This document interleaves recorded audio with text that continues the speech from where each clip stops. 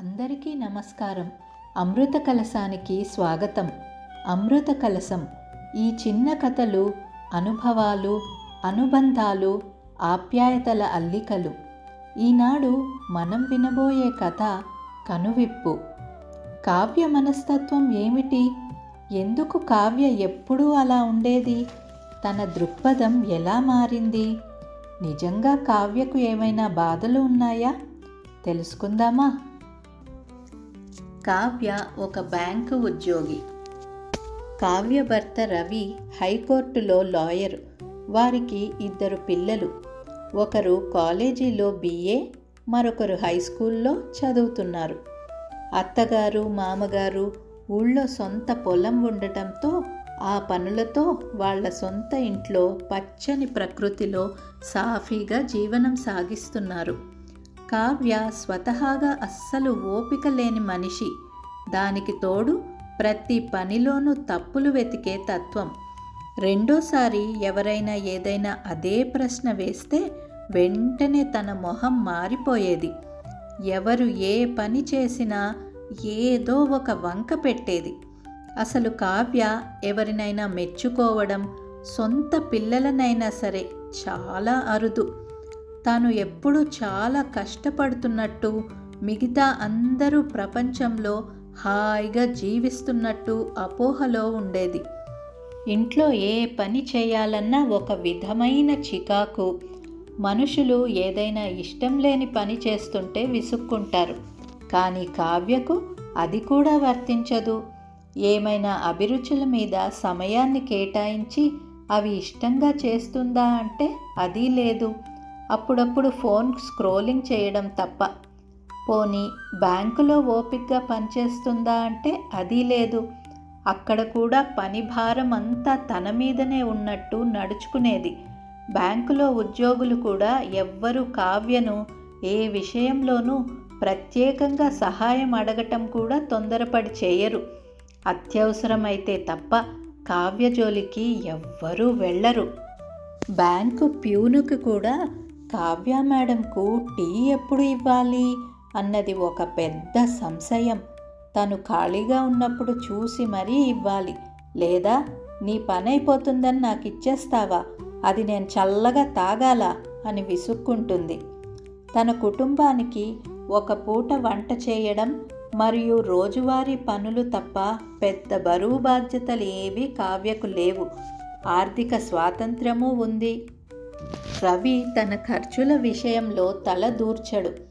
అలానే వారి కుటుంబం కూడా బాగానే నిలదొక్కున్న వాళ్ళు. ఇంటికి పెద్దగా వచ్చిపోయేవారు కూడా ఎవరూ లేరు. ఎక్కడ పెట్టిన వస్తువు అక్కడే ఉంటుంది. సాయంత్రం పూట వంట మనిషి వచ్చి మరుసటి రోజుకు కూరగాయలు తరిగి రాత్రిపూటకు చపాతీలు, కూర చేస్తుంది. పిల్లలు కూడా బుద్ధిమంతులు కావడంతో వాళ్ళ పని వాళ్ళు చేసుకుని అమ్మకు ఇంటి పనుల్లో సహాయంగా ఉంటారు. పైగా ఇద్దరికీ నాన్న గుణాలు కొన్ని రావడంతో అమ్మ స్వభావం అర్థం చేసుకుని మెలుగుతారు. రవి కావ్యకు ఇంటి పనుల్లో కూడా కొంత సహాయపడతాడు. కావ్యకు ఏదో అసంతృప్తి. రోజు పిల్లల మీద లేదంటే భర్త మీద ఏదో ఒక విషయంలో చికాకు పడుతూనే ఉండేది. కావ్య పనిచేసే బ్యాంకులో బదిలీ అయ్యి ప్రణవి అనే ఆవిడ కొత్తగా జాయిన్ అయింది. ప్రణవి చాలా మృదు స్వభావి, ఓపిక చాలా ఎక్కువ. ఒక విషయాన్ని పదే పదే అడిగినా ఒక్కసారి కూడా విసుక్కోకుండా చెప్పేది. ప్రణవి మొహం ఎప్పుడు చూసినా ప్రసన్నంగా ఉండేది. చిరునవ్వుతో అందరినీ పలకరించేది. కొద్ది కాలంలోనే కస్టమర్స్ కూడా ప్రణవి మేడం దగ్గరికి వెళ్తే ఏ పనైనా ఓపికతో జరుగుతుందన్న నమ్మకం కలిగింది. కావ్య ఇదంతా గమనిస్తూనే ఉండేది. ఎవరైనా ప్రణవిని పొగిడితే తనకి ఇంట్లో ఏ పని లేదేమో, అందుకే ఇంత ఓపికగా ఉందేమో, ఇంట్లో 2 పనివాళ్ళు కూడా ఉండి ఉంటారు అని జవాబిచ్చేది. ఒకరోజు తను ప్రణవి దగ్గరికి వెళ్ళి, మీరు ఏమైనా యూట్యూబ్ వీడియోస్ చూసి ఓపికతో ఉండడం ఎలా అని నేర్చుకున్నారా అని అడిగింది. ప్రణవి నవ్వుతూ, యూట్యూబ్ వీడియోస్ చూసేంత టైం లేదండి అని సమాధానం ఇచ్చింది. వీడియోస్ చూసేంత టైం లేనంత పని ఇంట్లో ఏం చేస్తుందో అని కావ్య అనుకుంది. రోజులు గడుస్తున్నాయి. ప్రణవి గురించి కావ్యకు కుతూహలం పెరగసాగింది. బ్యాంకులో మిగతా అందరూ ఎప్పుడో ఒకసారైనా చిరాకులో ఉండడం చూసింది.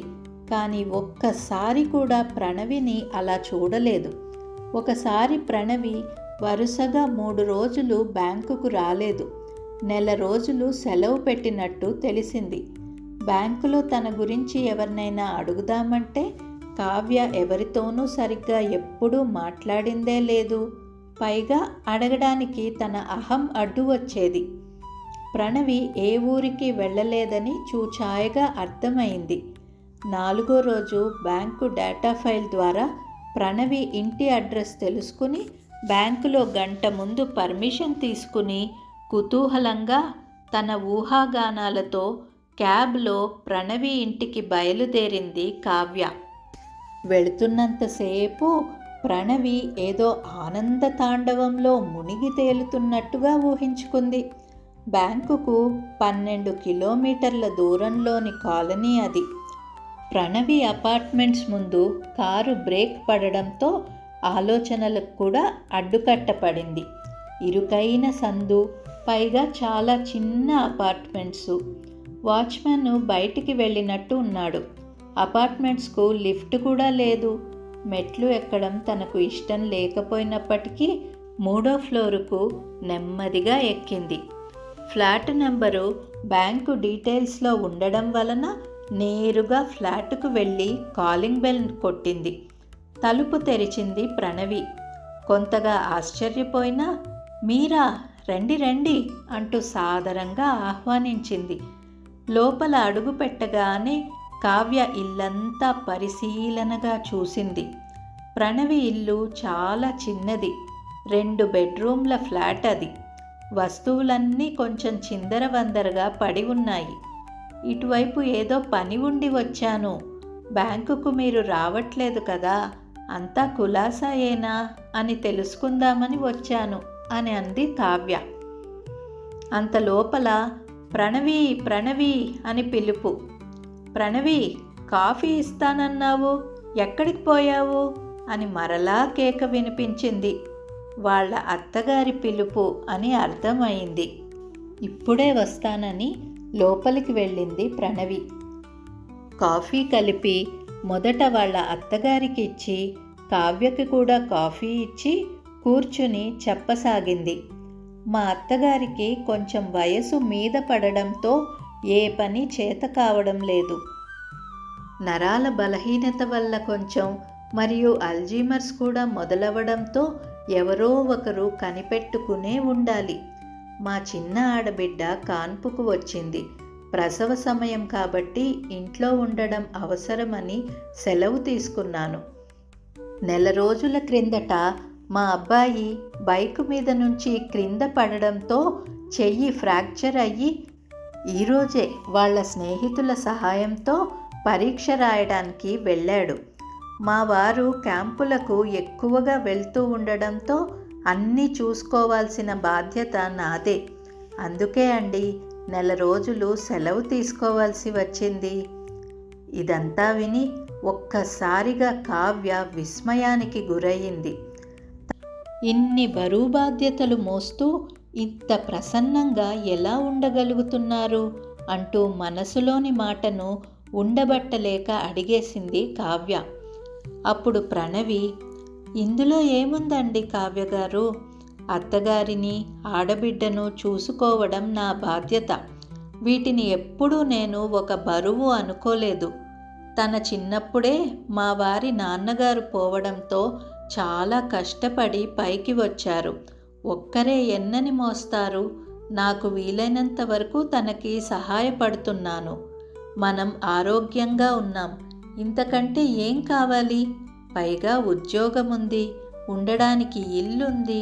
నేను ఇతరులకు సహాయపడగలుగుతున్నాను. ఇంతకంటే ప్రసన్నంగా ఉండడానికి ఇంకేం కావాలి? కొన్ని రోజుల్లో ఇవన్నీ సర్దుకుంటాయి. వీటికంతా అందరి మీద కోప్పడ్డం, చిరాకు పడడం అనవసరం. ఏ పని సక్రమంగా చేయలేము. అంతలోగా ప్రణవి వాళ్ళ అబ్బాయి చేతికి కట్టుతో వాళ్ళ స్నేహితుల సహాయంతో లోనికి వచ్చాడు.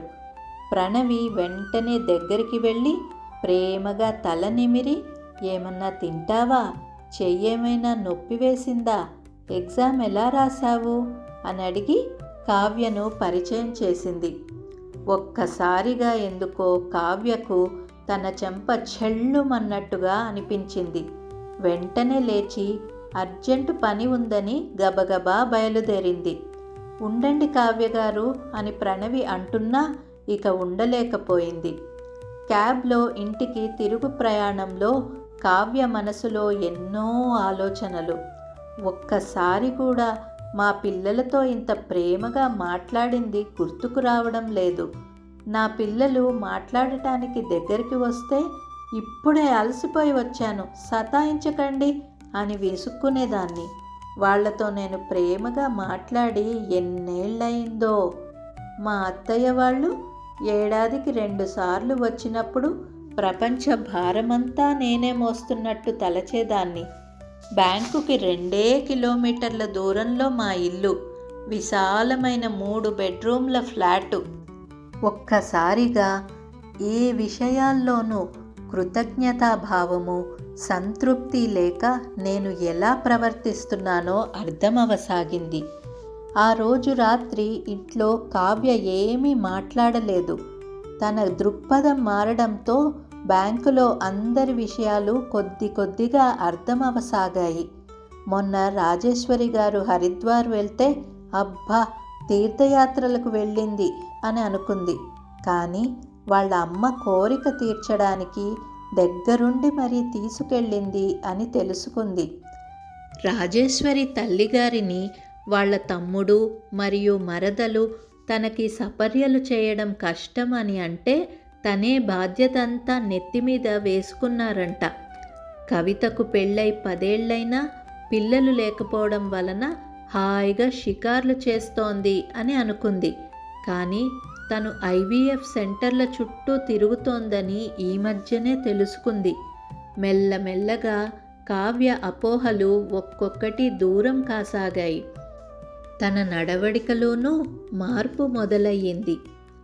మనిషి తత్వం ఎలాగంటే వారు ఎదుటి వాళ్లలో తమకు అనుకూలమైనవే చూస్తారు. జీవితం ఒక సముద్రం అయితే ఎవరి ఓడలో వారు ప్రయాణిస్తూ ఒడ్డున చేరడానికి ప్రయత్నిస్తూ ఉంటారు. సముద్రంలో అలలు, ఆటుపోట్లు తప్పవు. కానీ మనం ఏ ఓడలో కూర్చున్నా పక్కవాళ్ల ఓడ తొందరగా వెళుతోందని, ఏ ఆటుపోట్లు లేకుండా నడుస్తోందని మన భావన. మరి మన ఓడ ప్రయాణం ఉన్న వాటితో కృతజ్ఞతాభావంతో సాగిద్దామా? కథ సమాప్తం. కథ నచ్చిందనుకుంటా అండి. నచ్చితే అమృత కలశాన్ని తప్పక ఫాలో అవ్వండి. సబ్స్క్రైబ్ చేసుకుని మమ్మల్ని ఎంకరేజ్ చేయండి. నమస్కారం.